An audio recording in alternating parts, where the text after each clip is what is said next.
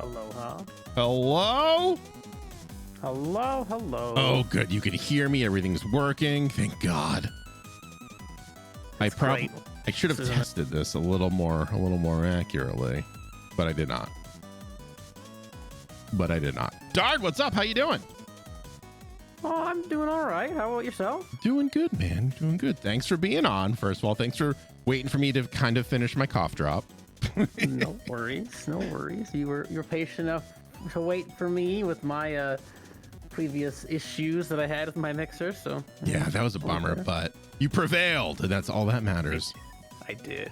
That's all that matters. All right. Well, welcome to Phone-a-Friend Friday. We're gonna get down to brass tacks here. We're not gonna skate around the rules. There are no rules, but the rules are we have 4 segments to go through, all with randomly generated questions. Now, if you're wondering who picks the questions, it's everyone. It's going to be great. First category. If you're terrified, you should be. Just kidding. You shouldn't be. It's fine. It'll be great. The first bit. Let me turn you up a little bit. Here we go. The first bit are funny icebreaker questions for children, because it was just the most diverse list of questions that I could find that weren't just absolute terrible, horrible, just like close-ended questions. That's fair. I'm basically a child anyway, so it's fine. Yeah, we're all children on Twitch anyway, so it works perfectly. After that, we have some Would You Rather questions with the Would You Rather generator that we break every week that we do this, so that's always a lot of fun. Yeah. And then we have This or That questions, and finally the newest segment, which is 170 hypothetical questions, where we don't go through all of them, but we go through maybe 3 or 4. It's gonna be great. Okay. First of all, I always forget to do this in the beginning, but I always remember at the end, so we're gonna do it right now. Dard, tell everyone everything about you, your life story, what you do on the internet. I want to hear all of it. Well, back in 1975. No. Hello. I am Dardanos. I used to go by Dardanos of Fate back in the old days when I originally started in 2014, and my whole brand had been built around a very Diablo-esque aesthetic. But I have since transitioned away into a more cyberpunky aesthetic. I started on Twitch in 2014, back in the day when the mindset of streamers was to stream literally every waking minute, because if you didn't, that was somehow you were going a failure. to be your death. Yep. And the end of everything that you did. And I started purely as a Minecraft streamer, because at the time I was actually building a Minecraft server. Ooh. So a lot of what I did involved server building and plugins and permissions and all of that. And then Minecraft community became obsessed with PvP, and I hated PvP in Minecraft. Fair. At a certain point, I made the decision to move into variety, because I had just gotten burnt out on the Minecraft thing. Did a bit of that. At a certain point, Sea of Thieves came along, and that kind of became my go-to for a while. And then, as of recent, I've actually stepped into a hiatus from Twitch. I kind of have an idea of where I'd like to go with content and what I'd like to do. I just kind of think that I need a little bit of time to figure some stuff out, and also kind of just I think the best way that I described this was, if you think of a pen, at a certain point where the pen starts to run out of ink, and so what do you try to do to get the rest of the ink out? Is you smack it on the table, and you scribble really hard, and you're trying to get every little drop out of there. Yeah. And then and then your pen's empty. And I kind of went, well, with Twitch, with streaming and content creation, I love and enjoy it so much, and it's so great. But if I'm at that point now where I'm pounding the desk and I'm trying to squeeze out the last little bit of enjoyment out of this, I think it'd be better just take a rest and refill the pen, That's fair. You don't light it on fire in hopes that the last little bit of ink just melts through. Exactly. So Yeah, other than that, I am the community manager for an org called StreamYXE. So we run the community meetups in Saskatoon, which are powered by Twitch, which is pretty cool. Unfortunately, due to COVID, we haven't been able to do meetups physically in person, but we are hoping to get back to it at some point. It's such a bummer, like what everything that got like canceled or postponed or rearranged or whatever. Yeah. Oh man, we're all feeling it. Jeez Louise. Well, yeah, I think when you were playing Sea of Thieves is when I first started like following you. I feel like it was about that time because I remember you had the hat, you had the swords, you had like the whole thing. It was great. It was a good time. There's something about that game that just always draws me back to it. Like there's this, it's enjoyable to have a game that like, even though a lot of the mechanics can start to get kind of repetitive if you do it consistently, like going into a game where you can just have such like a different experience every time, because like I can hit out on the seas with my friends and we can like be not interrupted the entire time by anyone else. We can just have our thing, have fun doing whatever we got to do, or we'll go in and we'll just have like crazy interactions with people. So we'll get like some sailors that are new to the game and they're not sure what they're doing, so we'll help them out a little bit, figure out the ropes, or we'll get some people that like want to, you know, combat with us, so we get to see if we can sink them or get ourselves sunk and whatnot. So I don't know. It's a game that I'm really grateful for, and like I'm not a big competitive gamer, and progression systems in games. I don't like the idea of like going into a game brand new and someone's already got like a gun that does like 30 times the damage of what I might be able to do. Yeah. So Sea of Thieves, the progression system is very cosmetical based, so I appreciate that because I'm like, I can go grab a friend and be like, hey, you literally don't have to worry. You can come in fresh, and as long as you can kind of like figure out the ropes, which I'm happy to teach, you really don't have a big learning curve and not a lot of catch up to do. Yeah, that's always nice when you like can jump into one of your favorite games and just not have to worry about, oh, I've been out for like 4 weeks. Everyone's gonna be out leveling me at least 15 times. It's always a bummer. Exactly. Yeah. All right.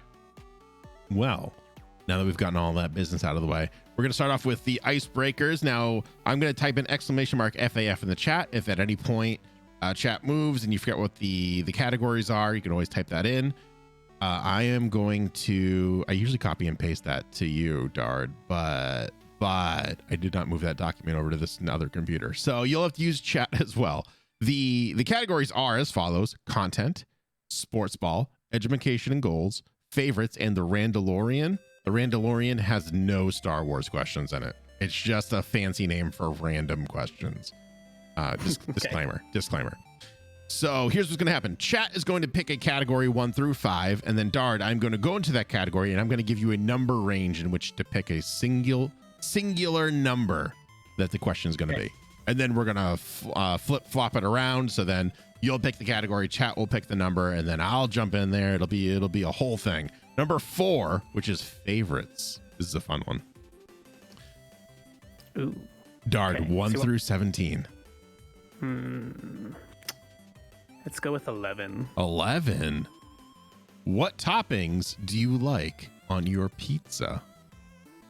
Oh, I am very basic when it comes to pizza. I am very much just like a cheese person, like smother it in cheese. And I'm totally down. To be fair, I have been being very ambitious in exploring new pizza varieties. Ooh. So that may change. Ooh. I got a little ambitious the one day. I was ordering pizza and I was like, well, what if I put a little bit of this, a little bit of that on it and just see what happens? So that may change, but it's typically always just been straight up cheese myself. It's been, for me, it was pepperoni for the longest time. And then I would say over the past 3 years, I've started to like just gravitate away from it. Maybe it's just getting old. Maybe I'm sick of it finally. I don't know. But I have kind of been going just as you do, like just go to the cheese route. Nothing like a good cheese pizza to really like set the mood, right? To really get you like in a pizza going craze. And I always quote Home Alone every time I get a cheese pizza all for myself. Every time. And my wife just looks at me and she's like, you're an idiot. But it's always just like a large cheese pizza just for myself. She's like, you're not going to share that? No, get away. One of the, if I'm feeling like I don't want a cheese pizza, which doesn't happen often, I've been actually going with the peppers, onions, mushroom, and chorizo sausage route, which has been really good. Ooh. It's been a nice little, like, you know, you want a pizza, but you want to, like, you don't want to taste it like a pizza. You want to have a little something to it. That's been Right. peppers, onions, and mushrooms. Beyond a shadow of a doubt, you won't go wrong. You get that nice, like, Philly cheesesteak kind of vibe to it. But I would recommend that. Try that one out. I did try Hawaiian pizza last year for the first time ever. Pineapple on pizza. I don't understand what all the hate's about. I don't understand what all the love's about. I had it and I was like, it's fine. It's like just pizza, yeah. you know, like there's no agree. bad pizza. No, it's fine. It's not that big of a deal. I will usually only play into the memes when I know that there are specific individuals around that are like either really for or really against it. Yeah. It's just fun to see the chaos ensue. But Just stir the pot and watch. It's just, yeah, exactly. It's just pizza. There's someone that I know who's from, like, I want to say the Netherlands, and they were talking something about like having like banana on their pizza, and I was like, Whoa. that sounds different. Like, not weird, because I'd probably try it, but I never thought to put banana on pizza. What must that texture be like? I don't know. Would you even notice it? Oh man, I don't know. I've had pickles on pizza. That was really good. I could see that. Yeah. One of my friends who's a notorious troll bought it. He got like a whole bunch of pizzas, and there was a whole bunch of us just hanging out, and one of them was pickle pizza, and I was like, really? He goes, yeah, try it, dude. And to this day, I don't know if he was trolling us or not, but it was good. And that's kind of the charm that he has. You never know if he's trolling, and he will never tell you. He will be dead before he tells you if something was a troll or not. And it's wonderful. There was a small period of my life where I would not eat pickles.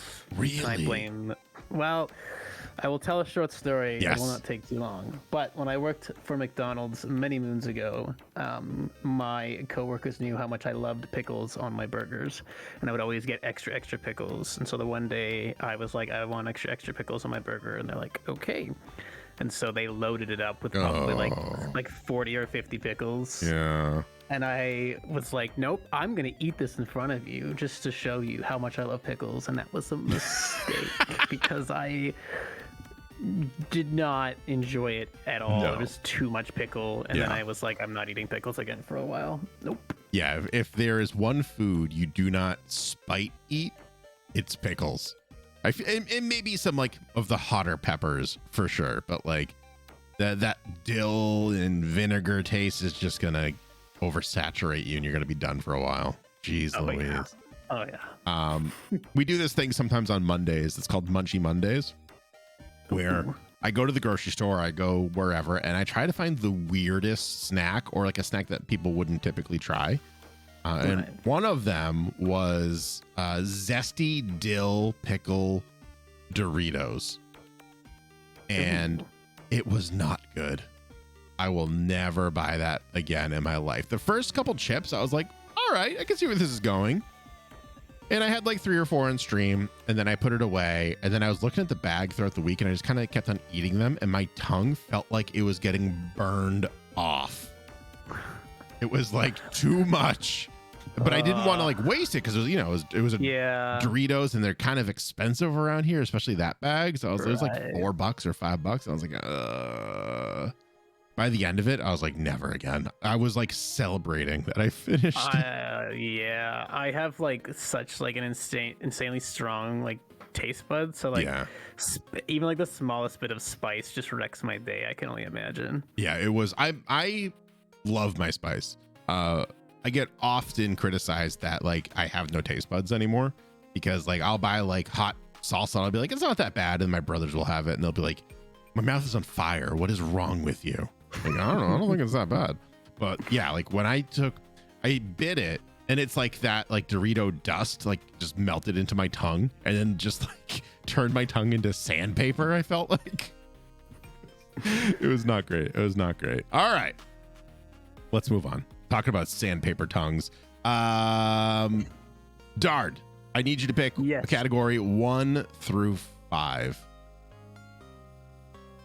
1 through 5 minus 4, I'm assuming, or can I also include because 4? we still have 16 other questions in that one. You're right. Yeah. You're right. Yeah. Let's go with 1. Number 1, which is content. So content is more specifically called music, media, and entertainment. So chat, I need 1 through 22. 1 through 22. Pick a singular number. First person who picks it gets it, which goes to Gav, which is 5. We've never had this question before, actually. What kind of music makes you want to dance? Oh man. And little head bobs and stuff count. Music is such an interesting one for me because I feel like music is so. This is kind of side ranting, but this will lead into the answer. Music is such like an integral part of my life, and I feel there's a lot of people where music is so prevalent in their life because it just like it really sets the mood and really helps with just like everything. But like, aside from like really extreme country, I really just like enjoy music in general. Like, there's not really like any music that I don't listen to and don't go, I enjoy that so much. Yeah. But probably like metal music does it for me more than anything. Like, I will listen to everything from like Ailstorm to like recently I really got back into, oh my god, what are their names again? There was a song that I used to listen to a long time ago and I lost it, and then I was like trying forever to figure out what it was, and then I found it the other day and I was so like thankful to have it again. And it is what again? I have plenty of those songs where it's like I listened to it like in high school and I listened to it nonstop, and then I got sick of it, so I stopped and I forgot about it and wiped it from my memory banks, and then it just pops up on Spotify and like a random play, and you're like, oh my god, that song. It is a Nightmare to Remember by Dream Theater. There's something about the beat of that song that just like really gets me going, and that is definitely one that I will like be like jamming to. In terms of like really dancing to it, like a lot of like the metal music or just like the really like intense like pop music, definitely. I've hit that age, and I've hit this age for a while now, where I just exclusively listen to the same music now. It's just like I try to pop into new like groups, new songs, new like everything that Spotify recommends, and I'm always just like, no, I don't have time to waste on new things that may or may not be good. Let me go back to the same song I've listened to 15 million times. But I also don't have a lot of time to listen to music anymore, which is kind of like weird to think about. With full-time job, being a dad, having 2 dogs, like house stuff, being a husband, like all this stuff just like works into this weird frenzy of like, I just like don't listen to as much music as I used to. And I think I'm actually realizing that for the first time now, because I'll like drive my kid to daycare and I'll listen to what is appropriate for her, which is like Disney songs right now. But I made a playlist that's exclusively Disney villain songs, because everyone knows Disney villain songs are absolute jams, and they're the best of all of what Disney has to offer. Also, low-key kind of relating to them is weird. It's kind of like, I can see where they're coming from now. It's like, oh my god, I'm a Disney villain. What happened? But I was, what was it, a couple weeks ago? No, it was a couple months ago now. Holy crap. Where, for whatever reason, Metalocalypse came into a conversation between a couple friends and me. And I just started like listening to those albums again. And that brought me back listening to Def Clock. It was like so much fun. It was so funny and amusing. And I remembered the episodes, and it was just great. It's just like good, solid virtual band fun, which I don't think like they have too many of those anymore. Like Gorillaz came in, blew up. Metalocalypse kind of came in and was kind of like the more like low key kind of like virtual band, but I don't think there were any others after that I can think of, which is unfortunate. I feel you. I agree, because that was like when all those hit, that was at the right age for it. They combined what I loved, which was music, animation, and characters and comedy, and it just worked. It just absolutely worked. Like the first time I heard Gorillaz' Clint Eastwood, I was just like, this is the best thing I've ever seen and heard. the animation style was like so early 2000s high school, like high school sticker, which, Right. which is, was perfect. And they just got experimental and were great. But if we're talking about music that makes me want to dance, there is no music that makes me want. I hate dancing. Dancing is my least favorite activity in the world. I fucking can't do it. I don't really do it anymore. Like I used to be, because I used to be able to do Russian kicks. I think I can probably still do it now. Yeah. But that was like, you always gotta have like that. If you're a dancer and like you're dancing in like high school and stuff, you always gotta have that one move that like really steals the spotlight. Yep. And so for me, it was always the Russian kicks because it was just like the one thing that I could do that most people like couldn't. So when I was younger, like definitely like that was always my thing of like, if there's gonna be a dance going on, I'm gonna get out that floor, I'm gonna dance. But like nowadays, like I'm tired. I'm almost 30, and I know that's not like that old, but like you're a youngin'. You're only as old as you feel, That's and fair. I genuinely operate in the feeling like I'm like in my 90s. So, like, yeah, that's the way to be. The least amount of movement I can do, the better. That's the way to be. If you feel old, then you'll never actually get old. I feel like Exactly. you won't have the point where you'll be like, oh, my back in like 5 to 10 years, because you're already having that feeling right there. Yep. Already there. That's the way to do it. Absolutely. All right. My turn to pick the category, and I have a secret category that is only available to me. So I always pick from that. And it's called personal. And it's not that personal, so no one gets scared. Dard, 1 through 16. 7. Number 7. What is the worst injury you've ever had? Oh, there's a story for this. This is so easy. I love it. Okay. You mentioned back earlier, so here's a story. Okay. So when I was 12, me and my friends decided we were going to go tobogganing in the place I used to live with my family.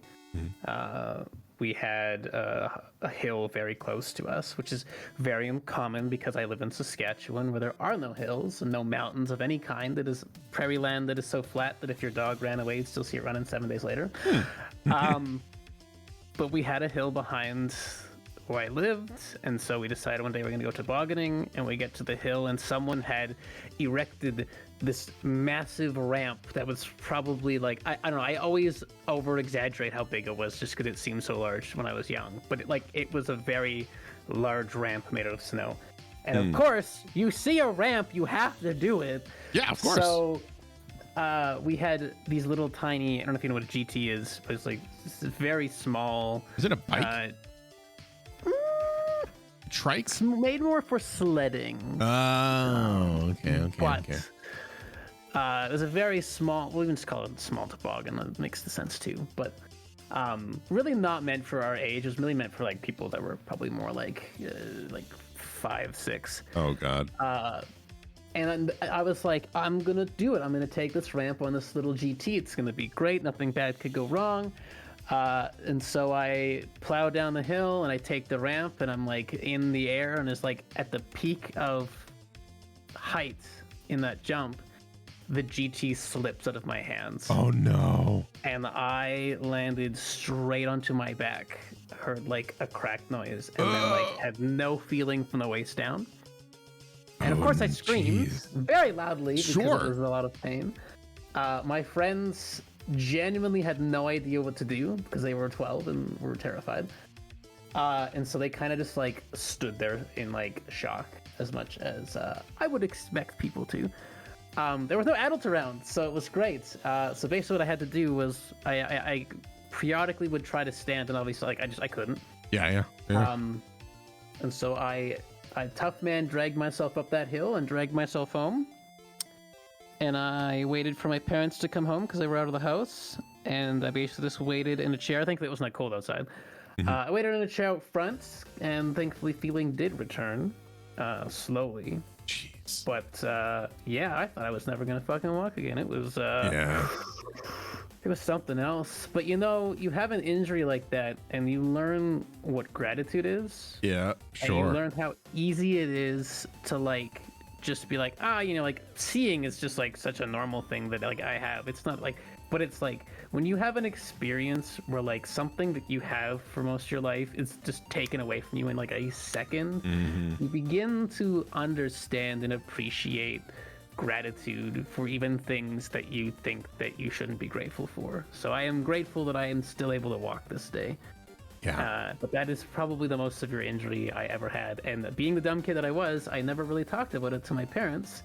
And so I never really went to a doctor about it. And I'm definitely feeling it now. So I will say to the chat, if you sustain an injury, please deal with it as soon as possible. Yes. Don't let it linger because you might be fine tomorrow, but in 10 years, you might not be, which is something you don't think about for sure. I don't really have a crazy injury story. I was like, I don't know, lived a relatively like lucky life in that regard.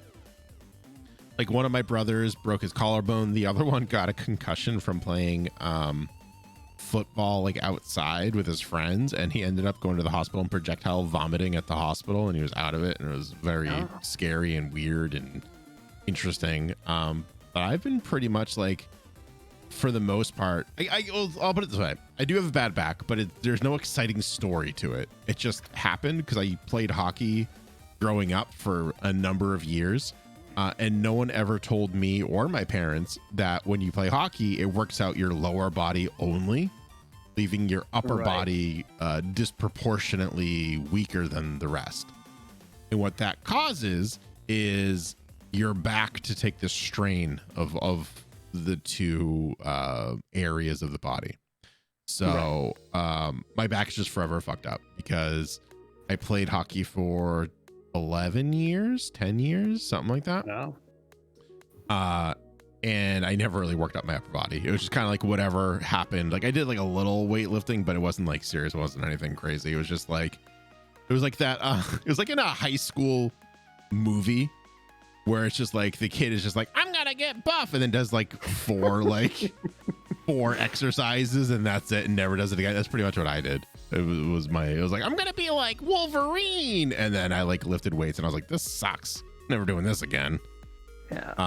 But yeah, so like randomly, well, now it happens more often now, but it's for a shorter amount of time where I'll just get up and I'll feel my back go. I'll be like, yeah, and then it'll just like soldier up and be fine again. But when I was like growing in high school, my back would just tweak out and I was immobile for a day or two. And then as I stopped growing and came to be the wonderful size that I am now, it started happening like every 6 months or so, where I would just be like, I'd feel it and I'd be like, oh, I know what's coming. And I would just be in a bed for 3 or 4 days. Nothing I could do about it. And like I could turn, but it was painful. It's all lower back and everything's connected to that. It is just the worst feeling. I was moving like a legitimate 90-year-old man is how I move in that. And I haven't happened, knock on wood, where's some wood? There it is. It hasn't happened in like really since the pandemic. So it's been a couple of years since I've had it, but like, oh, geez, when it happens, that's it. Goodbye world. I'm locking myself in a room in the dark, hopefully near a bathroom with a giant tub that I can just soak it in like hot water and be back in a couple days. So I have a periodic time where my back will like go numb and I'll start to get really drowsy, and I'm like, this is probably not a good thing. So I am going to be going to physio here actually pretty soon, because I've noticed that like there's just like still some unaddressed things. It's really weird because like when I went to and saw a physician about my back like a few years after that accident, they kind of were like, oh, you have a pop vertebrae in your back. Like, that's kind of a problem. We should probably deal with that. And they're like, yeah, for sure. And then I saw another physician. They're like, I don't know what they're talking about. And I'm like, that's great. I love when no one knows what they're talking about. Yeah. It's always comforting. Yeah. With my back, they were just like, well, it's just going to be that way. They're like, you can do a surgery and get like metal bars put in. And I was like, I don't want to do that. Like, all right, you're living with it. I was like, okay, thanks for nothing. Okay, bye. But yeah, mine's not like I don't feel it coming on gradually. It happens within a second, and then it's done, and that's what it's just that. And I know what that feeling feels like. And I've thought about it. I've had it happen enough and I've thought about it enough. This is like exactly the only way that I can describe it to have make sense to like anyone else. From the waist down, you are cemented into the ground. You cannot move. And then a linebacker, like a giant football player, just comes and tackles your upper body. And that feeling is what it feels like when my back goes out. Sucks. That's not fun. It absolutely sucks. All right. Moving on. Let's get out of funny icebreaker questions on that hilarious note. Let's go into some would you rather questions. We're going to do like 2 or 3 of these. I have generated 1 through 5. Dard. Actually, no, you already picked the last one. Chat 1 through 5. 1 through 5, chat. 1 from Gav. Would you rather, Dard, be able to mind control people or be able to put words in other people's mouths? I am extremely lewd and flirtatious, so the power to put words in people's mouths is both wonderful and also probably something I should never be able to do ever. Yeah. But yeah. So it was either thoughts or words, right? Thoughts or words, yeah. I'd probably go with thoughts. I mean, I don't generally consider myself to be a very manipulative person, but I feel like if you are someone that like is very good at manipulation, if you can do that, then like it doesn't really matter what words come out of their mouth because you'll be able to twist the thoughts just to what you need to get them to say what you need them to hear. That's true. That's true. So that is a power that definitely could be probably used more negatively than positively. I mean, unless you're a good-hearted person that continuously tries to put good thoughts in people's heads, then I guess that could be a power for good. But yeah, it's that's the purple man from Jessica Jones. I don't know if you saw that on Netflix. He was called Kilgrave, I think, in it, but his superhero title was the purple man. Jessica Jones, by the way, the first season I thought was very well done. About a woman with superpowers who becomes a private eye and kind of like a not so great past, but she ends up getting controlled by a character named Kilgrave, or I think his name is Kilgrave, and that's been a while since I've seen it. But he was played by David Tennant, and he literally would walk up to someone and just like tell them what they're doing, like almost like a puppet. And it was like very creepy and very well done, and like it left you feeling like icky and gross, and like you just watch this man just like go through and get everything he wants against everyone's will. And it was like like I love David Tennant in everything because he's just an amazing individual. He's so positive, he's a great actor, like everything. But that I was like, I don't know, David, you're a little too good at this. I don't know, man. The question is extremely icky, right? Like controlling someone, their thoughts or what they say. Yeah, it's just one of those things where it's like both of those are powers that like I just feel like you genuinely would and could and would probably do more harm than anything. Like those aren't really superpowers where I feel like you would ever have like someone on the good side using those kind of things. I think the most practical use for either of those powers is retail and upselling. That's true. Yeah. You would be the employee of the month every month, and your job would be so easy because you'd be like, hey, you want to pre-order this game? You're saying yes, and they go, yes. Like, yes, excellent. Or just be like, hey, you want to buy the warranty for this TV? You're saying yes. It's just like it works. You want to buy this? You do. Yeah. That's the least icky thing that you can do with that power is be a slimy salesman, essentially, which is great, which is wonderful. All right. I think that, wait, I didn't even say what I would do. I would probably do words for just the comedy of it. I think you'd have a lot of fun just marionetting other people. It'd be really funny. Yeah, I could see that. That's fair. And I don't know, it just makes me like personally feel like less weird than mentally manipulating someone, but I don't know. Yeah. Okay, moving on. Dard 1 through 5. New questions, new batch. Let's go with 3. Number 3. Would you rather get a terrible tattoo that's visible or a terrible scar that's semi-visible?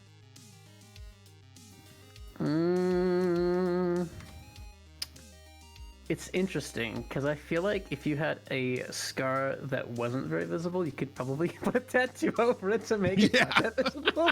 So like, I feel like wrong. that's the best one to go with. I'd probably do that because I feel like, I mean, generally speaking, I think there's already some parts of my body that do have not that visible scars anyway, so I'm kind of already there. But like, I do feel like even if I did have like a large, not that visible scar, that like, yeah, generally speaking, I could probably like cover it up with like a tattoo if I wanted to or something. Yeah, I'm going with the scar too. And plus, you get like a cool story out of the scar. That's like not your. You get a cool story out of a terrible tattoo as well. But I think like if you get a terrible tattoo, that just kind of reflects poorly on your character, in my opinion. Yeah. There could be like a fun story maybe from like, I don't know, college. You did something stupid and whatever. But then like when you get older, it's like, it's not really the story I want to tell anymore. Yeah. Yeah. It's like if you have a Captain Crunch, but like drawn from the left hand of a 4-year-old on your body, and you just like when you're like first getting it, or maybe a couple months after, like, oh yeah, like I was drunk and I got blah blah blah, and then the tattoo artist was drunk, and then you get to be like 40 or 50, and it's just like, this sucks. Versus a scar, which always has a story to it. The story is almost always entertaining. And plus, scars, in my opinion, look kind of badass. You're not wrong. Makes you look like you're rough and tumbly a little bit, which, you know. Also, given the general culture and society we live in, you can probably find jobs no problem where you have scars versus tattoos. Versus a Captain Crunch tattoo that looks like it was drawn by a 5-year-old with his left hand, and the child is not left-handed. Yeah. Yeah. I would probably agree with that. Although I guess like the places that I usually apply to and work at like are fairly tattoo heavy, not heavy, but like they don't seem to matter too much. But that could just be my own ignorance being because I don't have any tattoos at all. So that could just be like my ignorance coming in. I think we're getting a lot better culturally with that though. Like it used to be a lot more like against it. Yeah. And same with even like piercings too. I feel like as kind of cultural kind of shifts come with kind of culture more accepting things, like you see a lot of people getting like septum piercings or snake bites or whatever, and like people's perceptions of like professionalism is changing, because I know like that was a big thing for me kind of growing up, going through the jobs that I went through, was this idea of just like how people looked and like what kind of clothes they wore, like what sort of things were perceived as like professional versus not. And it's like, well, someone can have like sleeves and piercings and dress super professional and be very professional. Like just because they have sleeves and piercings does not suddenly mean that they're less professional or less capable than someone who doesn't. Like, yeah, absolutely. Yeah, but I think you're right. Like even 20, 30 years ago, it was like, don't get a tattoo. You can have it forever. Do you really want to have that forever? And now it's just kind of like, you have it. Maybe you have a story behind it, and maybe you don't. Or maybe it means something to you. Maybe it doesn't. Like, I feel like in the past 15, 20 years, tattoos have become less about like getting an anchor on your arm or getting like a heart mom to more of a like meaning to you personally. Like Bebo in the chat, Boulevard Gaming, every Friday the 13th, he gets a tattoo on his arm. That's a gravestone, like every time without fail. And it's like he leaves it up to the artist, say whatever. But I just want a gravestone. Like, and that's it. It's Friday the 13th, and he's got like this really nice collection going on. That's legit. Yeah, but like like that's his thing. That's what he does. Like it's great. Versus just like just like. Get my girlfriend's name on it, get my boyfriend's name on my arm, and then you break up in 3 weeks. Like, sure. It's definitely becoming more of like, just like a part of you and a part of your story and like a tapestry almost of who you are, which is really cool. Yeah. I just change my mind every 3 weeks. Otherwise I would have gotten one by now. I mean, like, tattoos really aren't as permanent as I guess they used to be. Like, there is ways now, I guess, to remove them, quote unquote. But like, it's just like money, because like I I've thought for a long while, especially more recently, like about a sleeve that I really want to do that actually like is just like, and I drew it myself. Nice. Like I've had kind of like an OC, like original character on my channel for like ever, right? And like, you know, when I was doing the Dardanos of Fate name, it was like there was a whole story and a whole lore in the channel of like who Dardanos was and like the world that he lived in and all of these things. So it was an angel, like it's kind of based off of Tyrael from like the third Diablo. And so like I had created like kind of like a revamp of my OC right before I did kind of this like transition in branding, and I loved it, and I was like, God, that would look fucking incredible as a sleeve. Yeah. But I don't know, like I want to do it just because it's the first time I've looked at something and went, I'm fine with that being permanent, because that is something that I created and it has so much like sentimental meaning to like a part of my life. But also it's expensive. Yes. So do I want to sell a kidney to do this?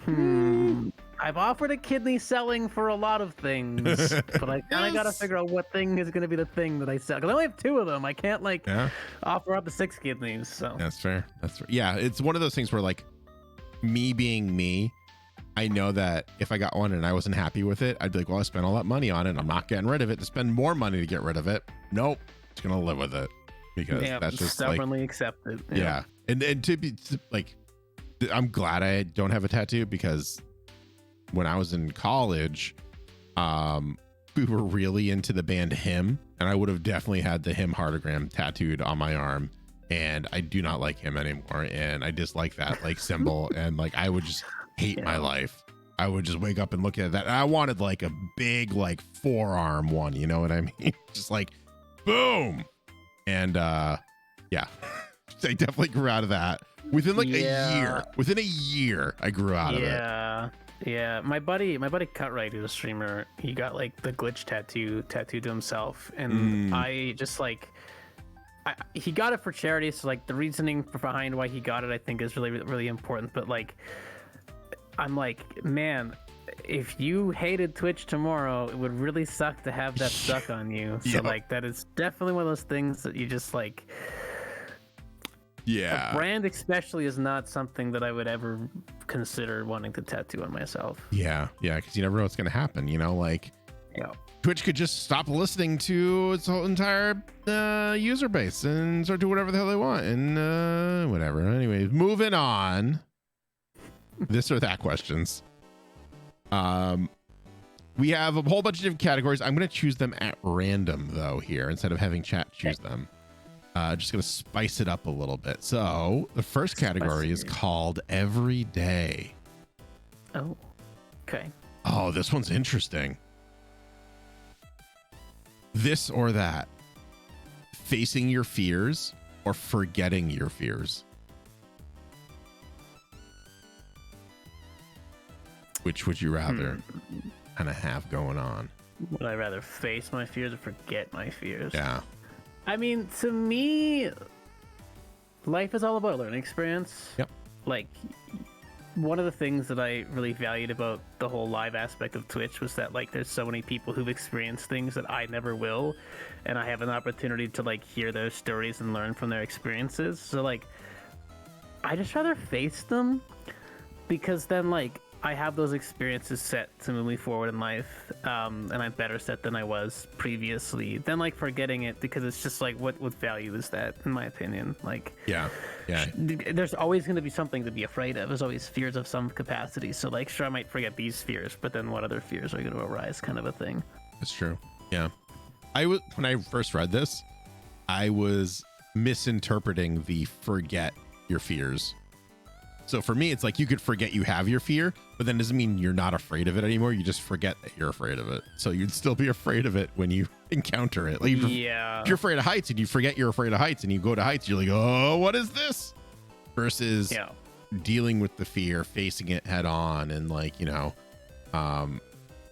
not like, what's that called? I always forget. There's a term for it in psychology where it's just like, you just face your fears head on and you keep on facing it until you're not afraid of it, or until it like dies down a little bit. That I kind of subscribe to. Yeah. Because that's what happened to me. Like, I used to be so afraid of certain horror movies and certain things and certain concepts in horror and fiction specifically. And then exposure therapy. Thank you, Beebs. And then eventually you see enough of it and you see the tropes and you know what's going to happen. And all of a sudden you're just like, meh. Like, the Saw franchise is a fantastic example of that. The first Saw movie, everyone was like, oh, it's so gross. Oh, it's so great. Blah, blah, blah. They're like sawing off their leg. And then you watch it. And then the second one happens. And then the third one. And then the fourth one. And I think I made it to the fifth one. And I was like, I'm bored.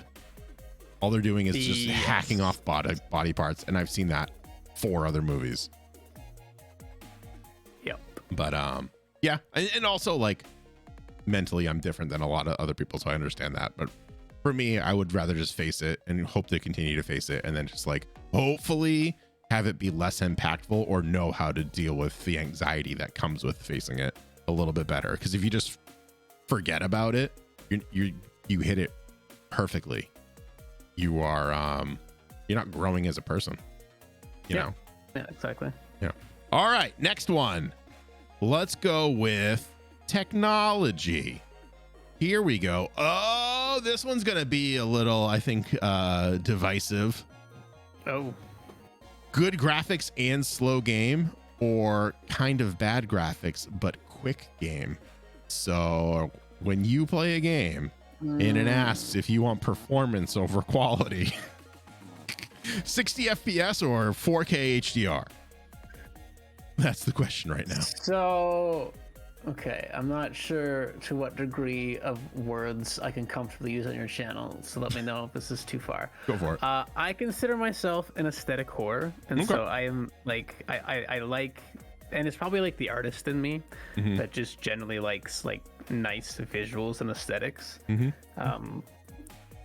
So I would probably take that over performance. I generally don't play a lot of like games where I feel like a strong performance is necessary. So like I used to play a lot of Rainbow Six Siege, and in that aspect maybe, but like most of the games that I play these days, I could take a performance over just visuals. I would prefer it way more. Yeah, I'm with you, but for that reason and maybe a little bit difference, there are some games at higher frame rates that I cannot deal with. Like I get motion sick. If I play at a lower frame rates, I'm fine, but the higher frame rates, I'm like, oh, like what is going on? So yeah, I'd rather do like the good graphics, slower game for sure. It's just too smooth. It's unnatural. Like Doom. I can't play the new Doom series. I can see what you mean. Yeah. It's just too fast, too fluid, too like versus like well, also like I played the new Ratchet and Clank, and when I first played it, I played it on graphics mode because I wanted to like see it all, like, you know, really take it in as the team designed it to be. Yeah. Like a visual experience. And then when I did New Game Plus, I put it on the faster frame rate, and I was like, I felt like the Flash, kind of. It's like moving so fast. What's going on? I beat this game. Beat the crap out of it. I'm just like mismaneuvering everything. It's very interesting though. Like a lot of people have very different takes on that. They'd rather just like, you know, the higher frame rate, which for me, like games are art, you know, like they're a work of art. So like, I want to see them as beautiful as they can be, I guess, if that makes sense. Yeah, I'm very much the kind of person that will like go into a game and I will like explore every nook and cranny to make sure I don't miss anything. I'm not the kind of person that will just be like, all right, let's go, let's just get to the end. I'm like, no, let's take our time and let's like look at like what has been created and like, you know, take a close look at everything and take it all in and just like, yes, give it to me, you know, kind of a thing. So yeah, it kind of depends. Like on stream, I'm very much like, let's go through this game, let's beat it, like let's do it so I can move on. But when I'm playing like personally, I'm just like, I take my time with it. Like I 100%ed Ratchet and Clank, which I don't often do that for games, but like if it gets me, I don't want it to end, I'm gonna like be in there. Same with Spider-Man. If I play it offline, actually, now I'm thinking about it, more often than not, I'm trying to 100% it because it's just so good. I think that was one of the reasons why I had to stop streaming Cyberpunk. Like I was looking so forward to streaming that game. Yeah. And I started streaming it and I was just like, no, I want to play this offline because I'd rather just like take my time. Yeah. Just like taking it all in. So I just like prefer it so much more than trying to like rush through it on stream. Yeah. Which I felt like I had to do because I was like, oh, there's all these other things coming up. Like, so. Yeah. Cyberpunk forced me to play it offline because I couldn't stream it. It was all buggy. Like it looked fine for me, and then I looked over at OBS, and it looked okay. And then like I remember everyone was like, "It's not okay." And so then I pulled up the stream on my phone, and it was like it did not look like what my screen or what OBS was outputting. I was like, no. "What is this?" So we stopped. Then I just played it all offline. So I was glad that happened because I can't really see myself playing that for the first time, taking in the story, being entertaining. And exploring it and playing it to the satisfaction that I wanted to. Yeah, I can see that for sure. Yeah. All right. No, we'll go into the funny category next. So here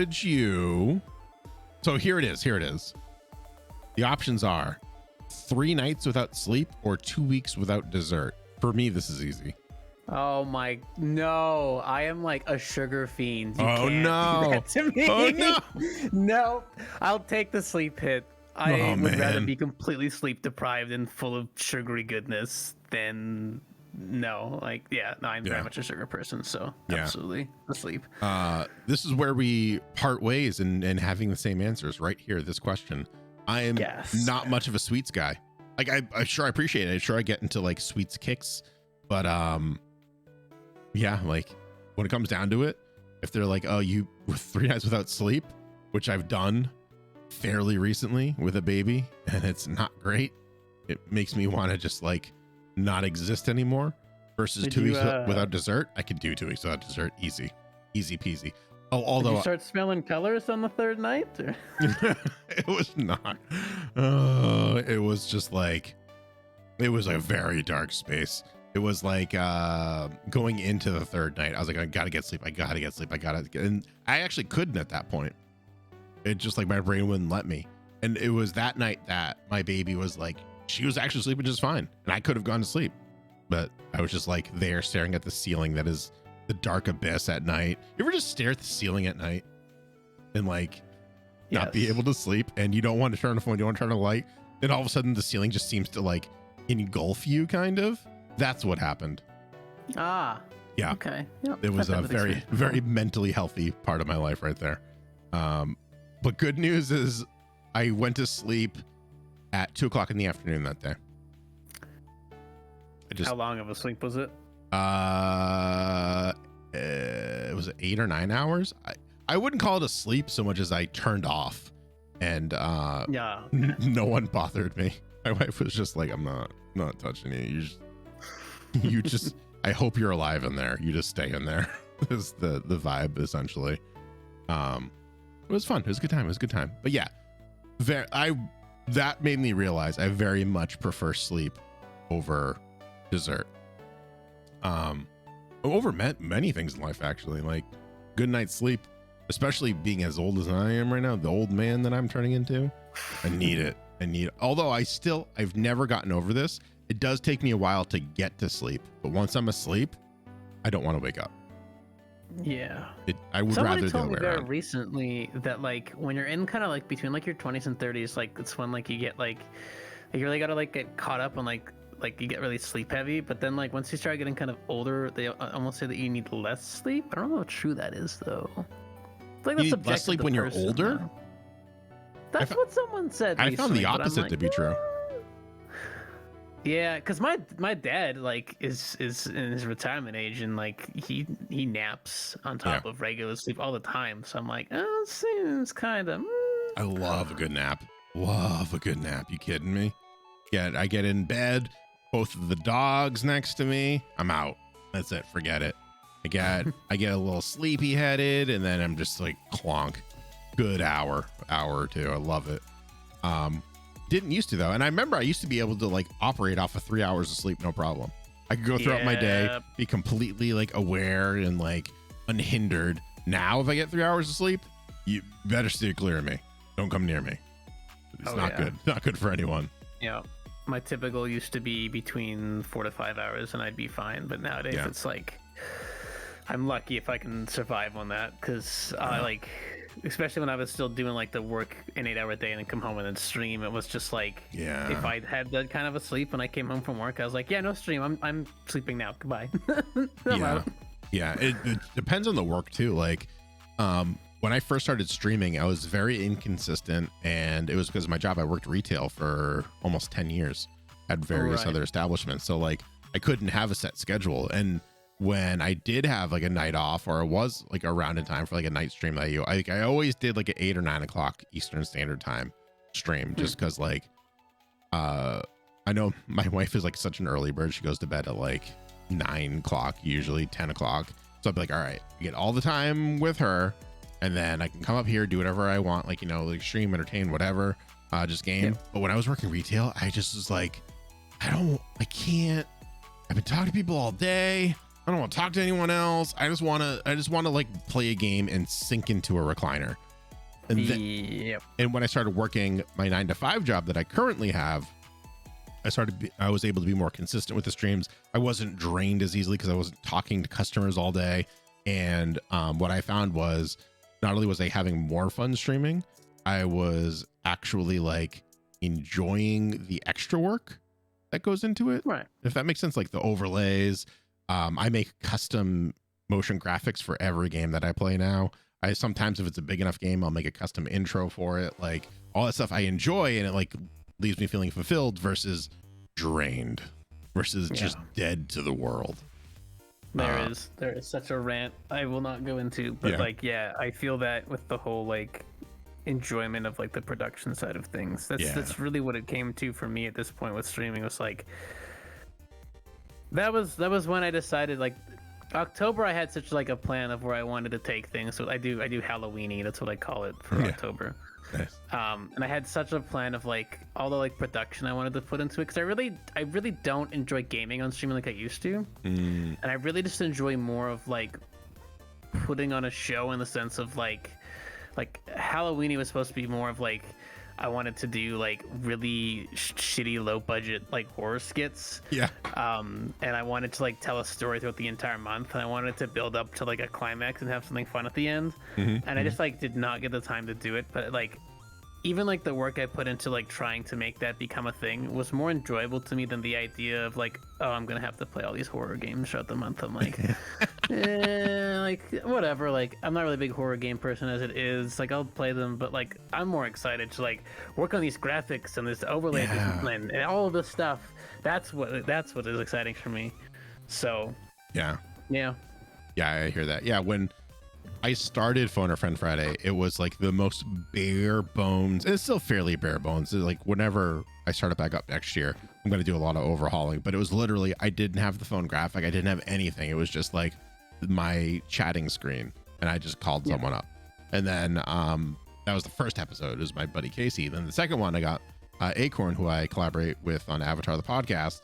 And for that, I made a graphic, and it was like a tongue-in-cheek graphic. I didn't even ask her what picture to use. I just like found like a I don't know what her name is, but like there's like a female Rocket Raccoon in the comics. So I just like grabbed that because Acorn loves like raccoons, and that's like kind of her branding a little bit. So I was like, yeah, sure, that's what you get. And then as I kept on going, like I added like the accurate time to Eastern Standard Time that's in like the upper left hand corner. I made the animation. I started doing like the tweets and like started building and building and building. And I was like, oh, this is so much fun. This is great. Yeah. And it just got to the point where I'm just like, okay, let me like do this elsewhere. Let me figure all this stuff out, blah, blah, blah. So I hear you. I feel it. I feel like, God, this is, again, such a rant here, but Yeah. the short aspect of it is so like, to me, life, like the key happiness of life is progress. Like when you see progress in life, that's where happiness comes from. That's why whenever anyone says, well, money is happiness, I'm like, well, no, money gets you a lot of progress in life. So absolutely, money kind of equals happiness, but it's more so the progress that it brings with it.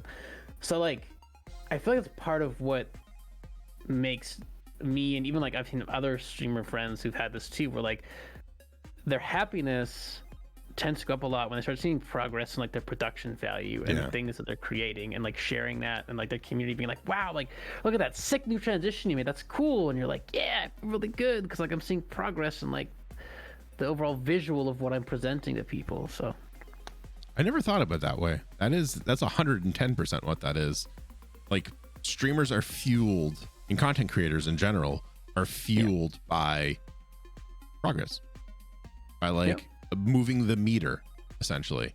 And that's why like numbers can be so fulfilling and so deadly at the same time, right? Like, you could have, and especially on a platform like Twitch, it's so inconsistent because like it's all you, and no one from the platform is helping you. Let's just say that. Like, your friends are helping you, you know, if you're on a stream team, they're helping you.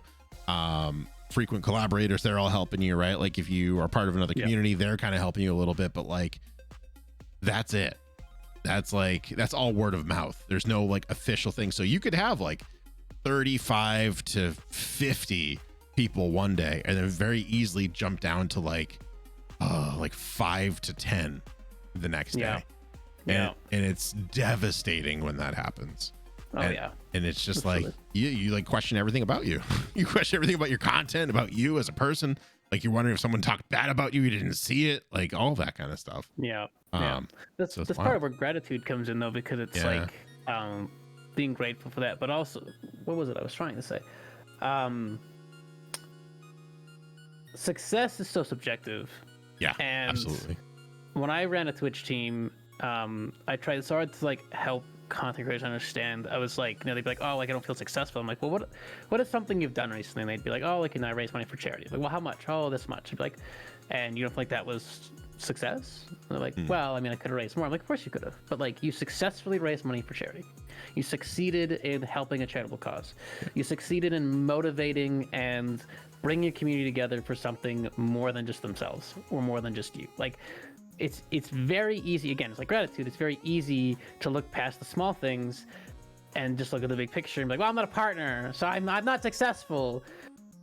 But when you break it down, you look at all the little things and you really think about those things, like, and then again, you start seeing those progress, right? Because it's like, oh, I successfully raised money for charity. I successfully like had an amazing event last night where we like did something really cool and unique and different. Like that brings in the gratitude, and then that's where I feel like you'll start getting a lot more happiness and joy out of this. Definitely.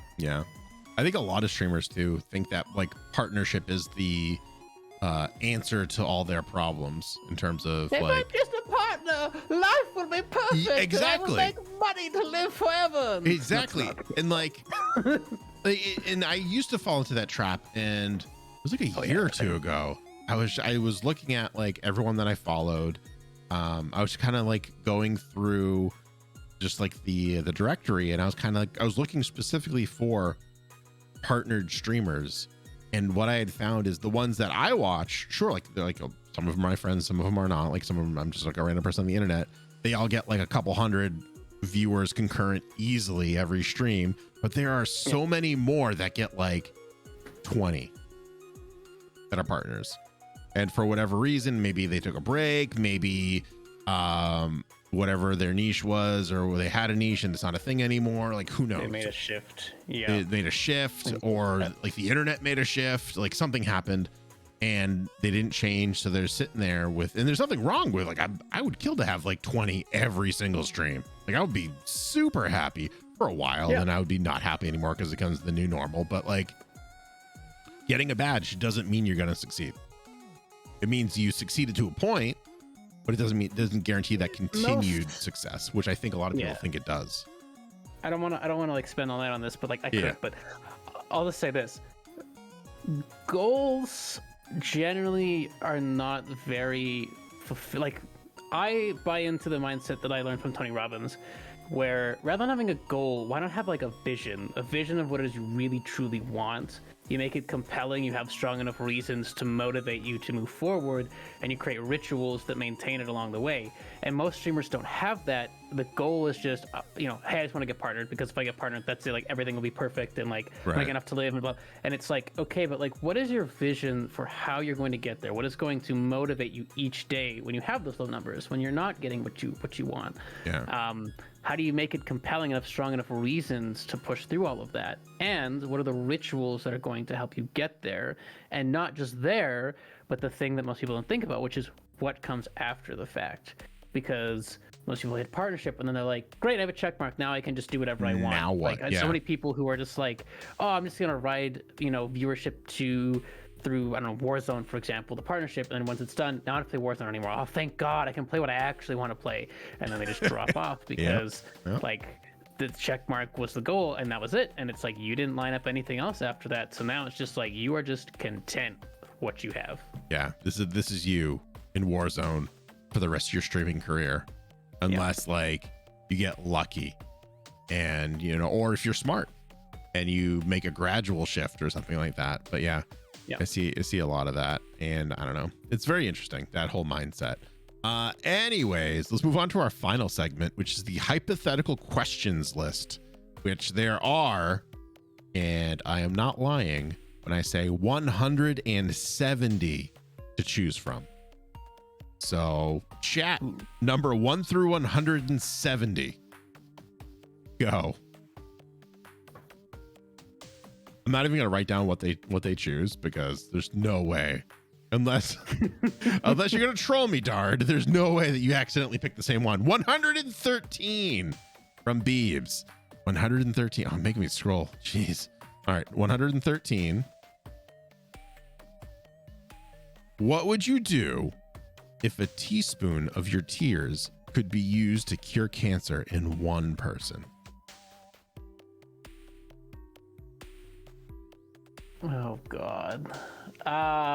What a terrible question. That is. What a horrible question. One human being shall be blessed, the rest shall not.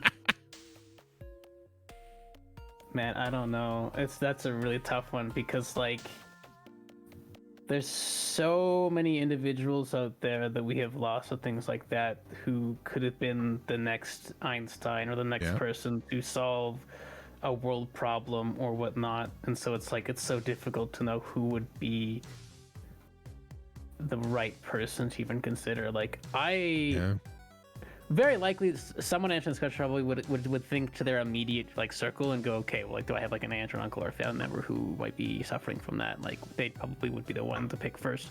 I'm grateful that I don't have anybody that I can think of immediately that is in that situation. But like, yeah, I don't know. I'd honestly like, I'd probably be more likely to go to almost like St. Jude, like a children's hospital, and like, try to find just a kid that I felt was like the one that I really wanted to make sure had a long-lasting life. Yeah, jeez. I was able to like move, but it'd be so difficult to like know who to pick. You know, if there was a way, I would be like, if there's some way I can like split this up into more people, I'll do it. But like, if it's just one, I don't know how I'm gonna do it. But like, I'd rather give it to like a child that I feel like deserves a chance to live their life and could potentially be the person who, again, you know, really helps us make the progress that our world needs to move into a better place. Than anything else. That's the caveat of the question. Beebs was saying in chat, he said, I cry every day. Doesn't matter. It's only one person. It works for one person. One teaspoon on the one person, and after that, your tears are normal person tears, like horrible, salty, normal person tears. So, yeah, I would do exactly what you did. I think I would see if any family members need it.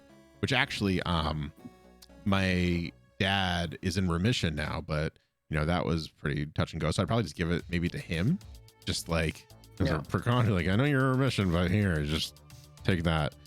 My mom had a couple scares, so like it runs pretty deep in my family. Maybe I would just hold off on it then for my daughter. Maybe, I don't know. It's tough. It's a real like, but you know, if I didn't have anything like that, I would literally just roll up to St. Jude's, throw on the first 10 minutes of Up, and just like generate a teaspoon of it and be like, all right, which child needs this? Needs the tears. Or maybe we have science try to replicate this miracle. And now you're on the run from the government.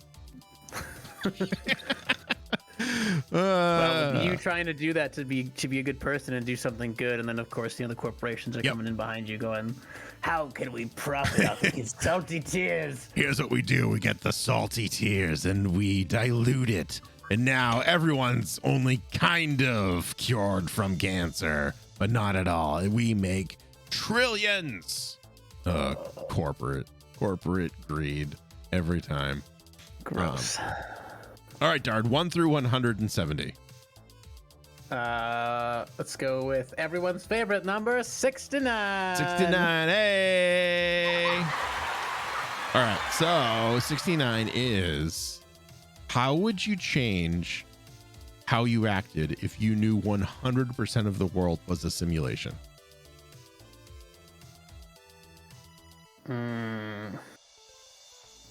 If I knew the world was a simulation,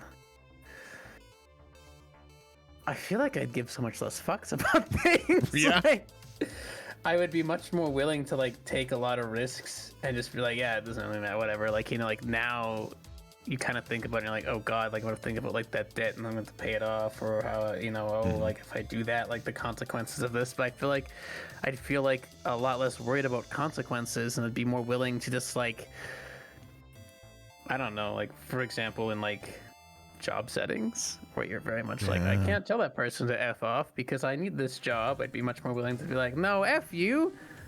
Well, I'm gonna go find another job. Forget it. But like, so just because the world is a simulation doesn't mean you don't need that job to survive in the simulation. Well, it's true. That's the caveat right there. Is like, great, you know the world's a simulation. Now what? Like, none of the like, nothing has changed in the simulation other than you're aware that it is one. So, and you still don't know what's going to happen if you die. Like, if it's not like the Matrix, right? Where like you die and you're unplugged or they unplug you, you know, like anything like that happens. Like, no, that's you don't true. know. So I think I would try to find the bugs. I would try to find like every single That's a good one. little thing that and write it down and just see if there's any patterns maybe, or see if there's like a more common bug that happens over others. But I think towards the end, it would be a lot easier to kind of like let go, for lack of a better term. Like, well, it was fun. Yeah. We've done everything there was to do in the game. I think that's where my head was kind of going with that. Kind of just like, yeah, at a certain point, it's going to kind of be like, yeah, whatever, forget it. Like, there's the simulations, doesn't really matter. Yeah. But now, I agree. And maybe you find the right bugs and you're able to break the system. And, hey, you know. there you go. There you go. If it was like the Matrix, and if the simulation became aware that you were aware it was a simulation and things got a little spicy, wouldn't be opposed to that either. But you know, I think in this question it's just like you wake up and now you realize it's a simulation, but it still goes on. The world keeps on turning. Yeah. It also depends if it's like a Matrix simulation with other people in it, or if it's just like just you and everyone else is AI. Okay, so we'll do one more of these and we'll call it a night because it's getting a little late. You know what, Dard, you pick the last one again. 1 through 170. Let's go with 121. 121. Here we go. Where is it? There it is. If you could change what people say after someone sneezes, what would be the funniest thing for people to say? Oh, that's an interesting one. I like this one. Probably something silly like "go F yourself." My brain was kind of in the same way, or in the same space. Mine was just like, what if it sounded like it was the ultimate betrayal? So someone sneezes and you just go, "How could you? How dare How you? dare you? The audacity!" I trusted you and you sneezed." Or maybe like it becomes the stupid. This is really dumb. It is the presidential monologue in the hit movie, action movie, Independence Day. Because you have to say it in its entirety. After someone The entirety of the seizes B-movie script. everything, all of that. Yes, that'd be great. That'd be great. All right. Well, that's it, Dard. That's all the time. We're actually a little bit overtime, so thanks for hanging out a little bit later. Hey, no worries. Yeah, and why don't you go ahead, say it, don't spray it. Nice, Dylan. Why don't you go ahead and just remind everyone, you know, when you come back, like where to find you and all that stuff. Sure. I am Dardanos on Twitch, and while I'm on break right now, I will be returning at some point. But I can also be found on Twitter and Instagram, and maybe potentially one day we'll try YouTube, but we'll see. We'll see. We'll see what happens with Twitch at some point. Yeah, it's hard to say. Fair. All right, that was Dart, everyone. Everyone's gonna give him a follow, right? Yeah. All right, Dart, I'm gonna rudely hang up on you now. No worries. All right, Take bye. care. Later. There we go. All right. We're going to take a quick BRB, and when we come back, we are going to play a game. What game, you ask? Where's my button?